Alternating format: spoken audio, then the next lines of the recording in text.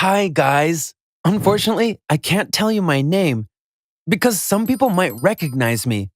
I'm not ashamed of what I went through. In fact, I'm pretty proud of myself. But my parents might be uncomfortable with what I'll be sharing. That's why I decided to keep my identity a secret. I hope you understand. 3 years ago, when I was 14, my dad owned a car wash that he had opened with a partner. Everything was great. We were doing very well financially. My brother and I started going to private school. We moved to a fancy area. It's so easy to get used to good things. We'd adapted to our new lifestyle so well, we soon felt as if we'd be living like that for years. And then one day, it all came crashing down.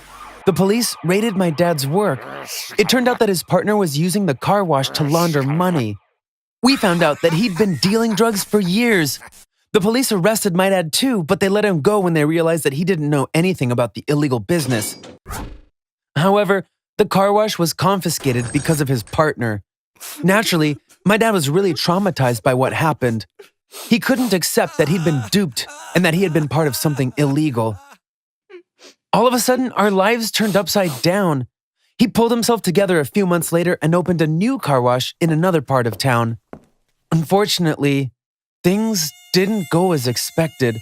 He had to close down after a while. He had taken out a bank loan for the new business. When he couldn't pay it back, we went bankrupt. We lost everything we had. It was a very difficult period for our family. I wanted to help out, so I got a job at a restaurant run by my friend's father.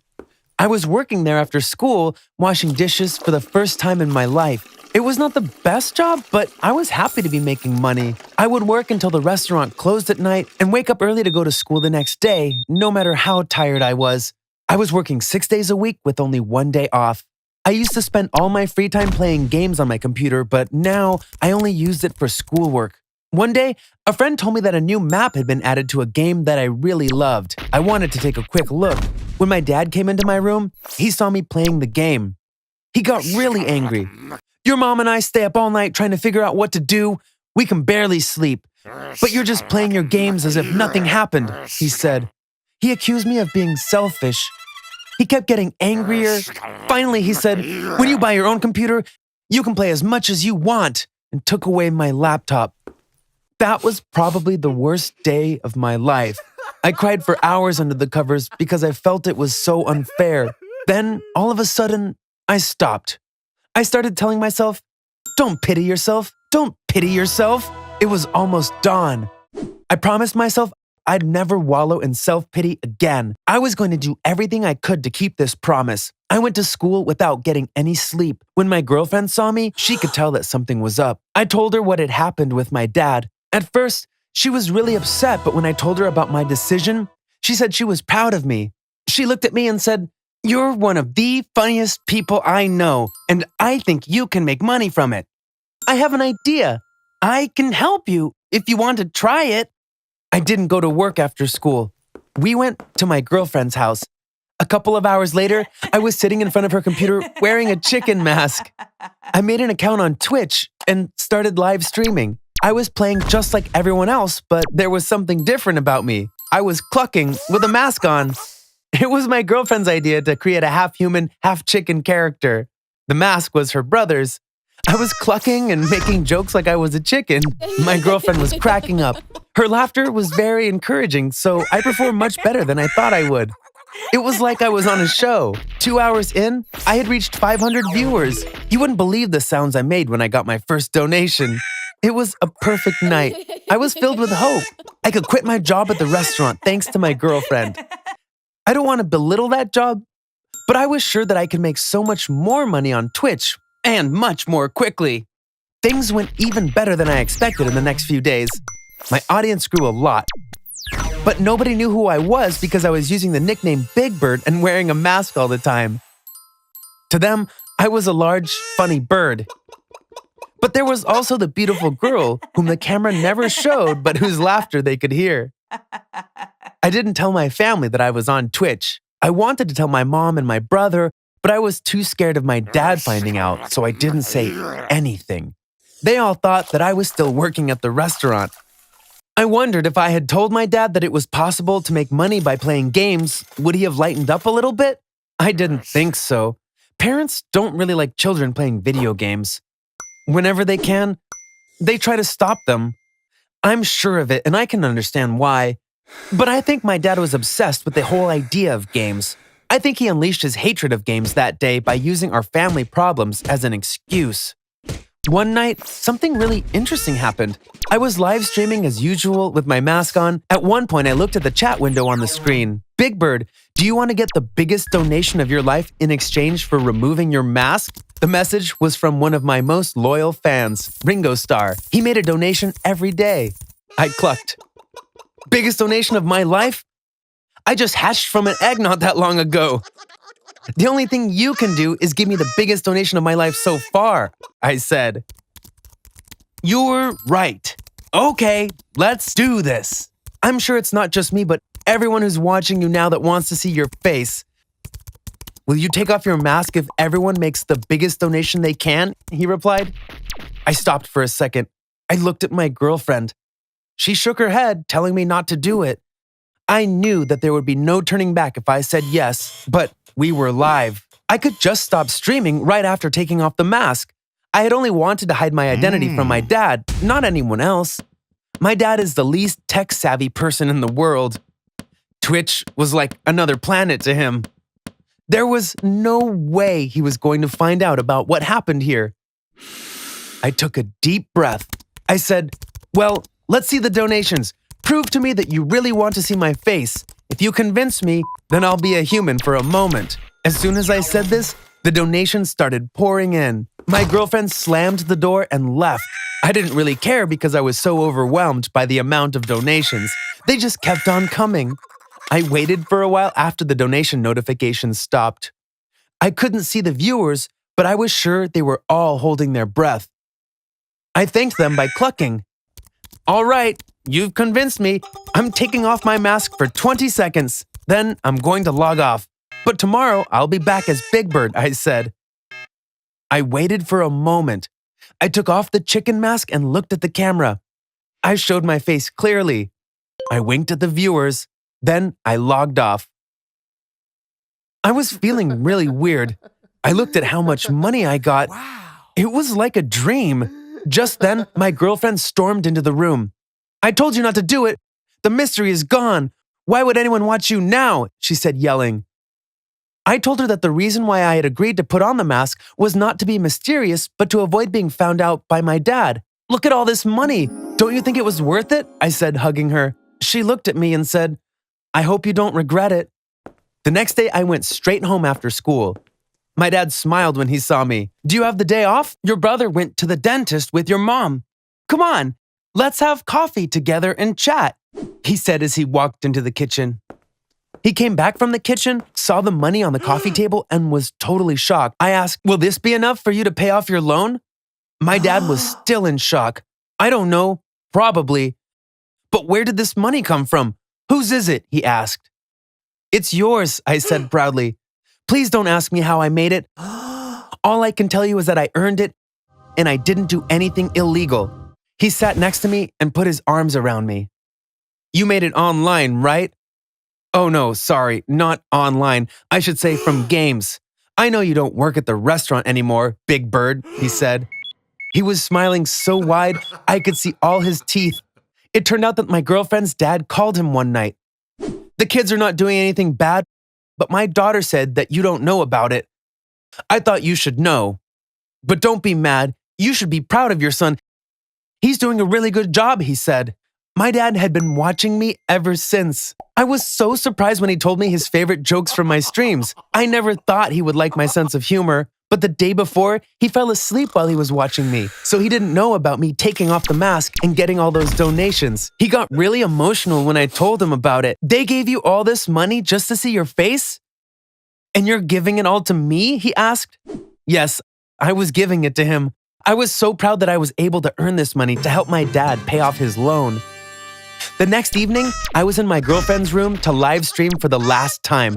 Because my dad and I agreed that from now on, I would do it from my house. But there was a surprise waiting for me. Even though I had the chicken mask on and I was making killer jokes, I had less than 100 viewers. Yes, the mystery was really gone now that everybody knew what I looked like. Even Ringo Starr, who started the whole donation thing to see my face, only stopped by for a few moments. After that, I tried wearing other animal masks and inventing different characters, but nothing worked. I'd lost all my followers, so after a while, I stopped live streaming altogether. But I was so happy with what I'd accomplished during my short-lived fame that I didn't care. Anyways, I don't really have time for anything else these days because I'm spending my evenings with my dad at the internet cafe that we opened. Hi everyone, I'm Owen. What I'm about to tell you happened when I was in the 8th grade.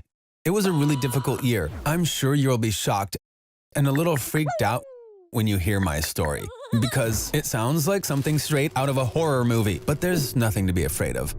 At the end of the video, you'll see that there's a rational explanation for all the supernatural stuff that I went through. But first, a little reminder, if you haven't already done so, you can subscribe to this channel now. This way, you'll be the first to know when we upload new videos. And please don't forget to like the video if you find my story interesting.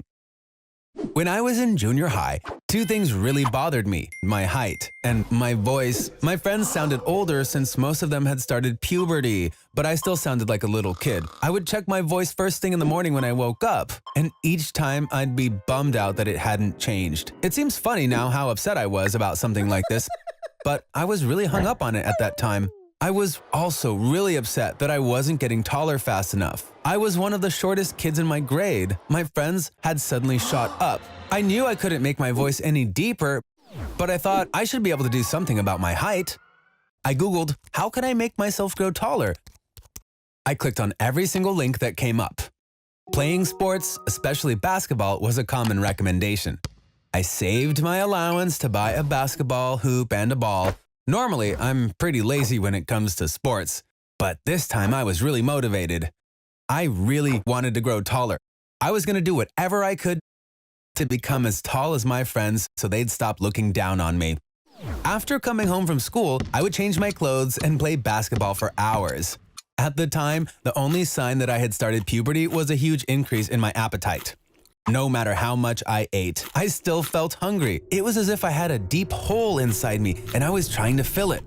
My family also noticed my insatiable hunger. I was the first to sit down at the dinner table and the last to get up. After dinner, I would go to the kitchen every 10 minutes to look for a snack. When I started overeating, my mom began to hide food from me. I found out about it later. One day when I came home, I noticed the house was smelling like cake. I got really excited and ran to the kitchen. I asked my mom, "Did you bake a cake? It smells amazing." My mom said, "No, I didn't bake anything. The smell must be coming from the neighbors." I believed her because my mom had never lied to me about stuff like this. That whole day, the smell kept driving me crazy. It was all I could think about. At night, after everyone had gone to bed, I decided to check where it was coming from. Do you know where I found the cake? Inside the laundry machine. I was thrilled like a pirate who just found the treasure. I kept eating piece after piece until I finished the whole cake. When my mom saw it the next morning, she was pretty angry. It turned out that her friends were coming over. She made the cake for them. She wasn't able to save it from me even though she hid it really well. When my dad found out, he said mockingly, "One person can't eat so much cake by himself. There's definitely one more person inside you. Let's give him a name. How about Ian?" This Ian joke went on for a long time. At dinner, when I would ask my mom, "Can I get one more plate of this?" my dad would say, "Owen is full. Now it's Ian's turn. He needs to eat too." Even though it bugged me a little at first, I got used to it eventually. I began to ask my mom, "Is there enough left for Ian?" when I wanted more food. One night, I woke up soaked in sweat. I'd had the scariest dream. This hand was coming out of my mouth as I was eating. It was holding a fork saying, me too," in a raspy voice. It was the first time I'd dreamt of Ian, the person who lived inside me. I was so relieved when I realized it had only been a dream, but the next night Ian was in my dream again. This time, he was trying to push his head through my mouth. At the same time, he was screaming, give me food," in that weird voice of his.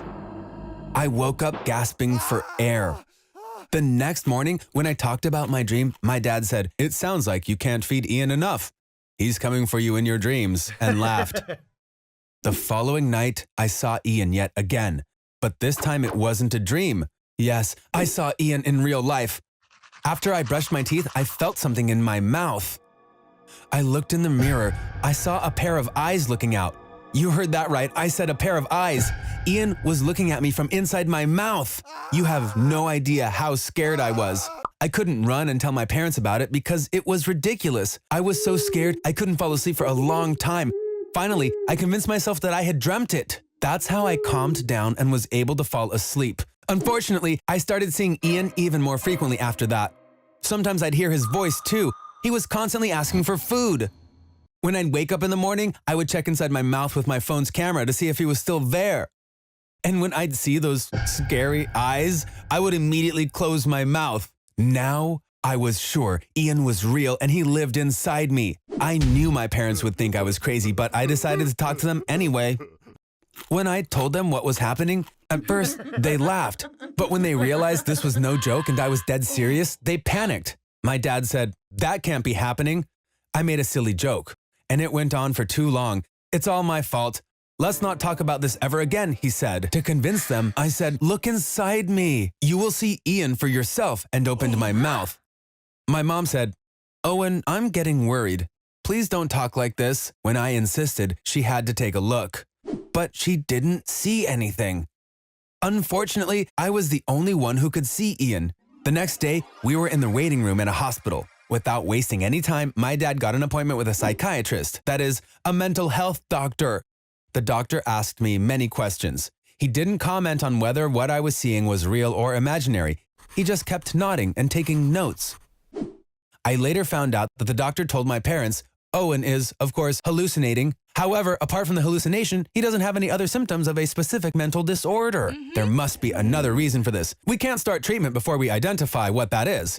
And he asked us to come back in 3 days after he had done some research. Nothing changed in my life in those 3 days. I kept seeing Ian inside my mouth.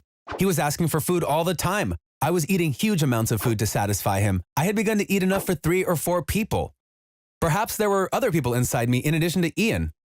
When we went to the psychiatrist again, there was another doctor with him. That doctor's specialty was neurology. That means he treats diseases of the brain and the nervous system. He examined me as well. He made me tell him my story. "Did you recently get hit in the head?" he asked. After the examination, they put me inside a huge machine and scanned my brain. We'd get the results the next day. They wanted us to be at the hospital early in the morning. The next day when we arrived, we saw that there was another doctor in the room alongside the psychiatrist and the neurologist. His specialty was disorders of the stomach and the digestive system. He examined me like the others had done. Then he wanted to run some lab tests on me. You're curious about what happened, right? When you find out what my issue was, you'll realize it had something to do with all 3 doctors. Let me tell you what it is before I drive you crazy. Guys, I had a 20-foot-long tapeworm living in my intestines. Tapeworm is a parasitic animal that lives in the small intestine. These worm-like creatures feed on everything that we eat. This was the reason I was eating so much. Because I was sharing everything I ate with these worms, I was always hungry. So is Ian, the person who lives inside me, real? Of course not. The worms laid eggs inside my intestines, and some of those eggs went up to my brain. When the eggs hatched, the larvae, or the baby tapeworm, were released. I began seeing hallucinations because of the larvae in my brain.